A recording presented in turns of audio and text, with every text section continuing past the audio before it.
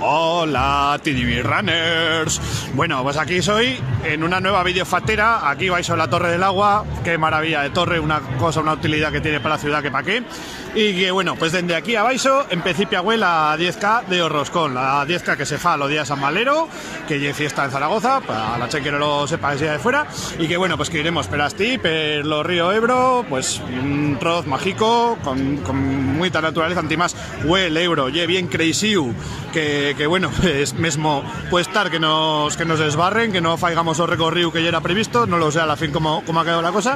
Y bueno, pues eso, pues ya sabéis, antimás de blogger, soy runner, o sea que os voy a dar un ferrete que pa' qué.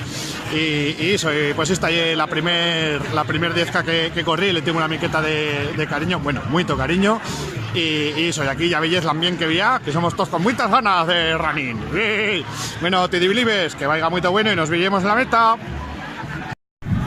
Hola, TDB Runners. Bueno, pues ya hemos acabado, 53 y pico. Una mica per de encima de lo que quería hacer, pero muy guay.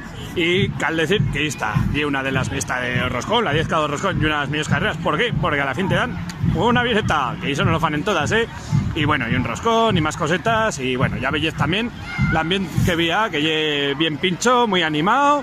Y bueno, pues nos ha respetado el Orache, no nos han esbarrado, pero una miqueta nomás, hemos habido de tener un esbarre respecto a la trayectoria original, pero bueno, muy bien, muy buena carrera, muy disfrutada y muy divertida.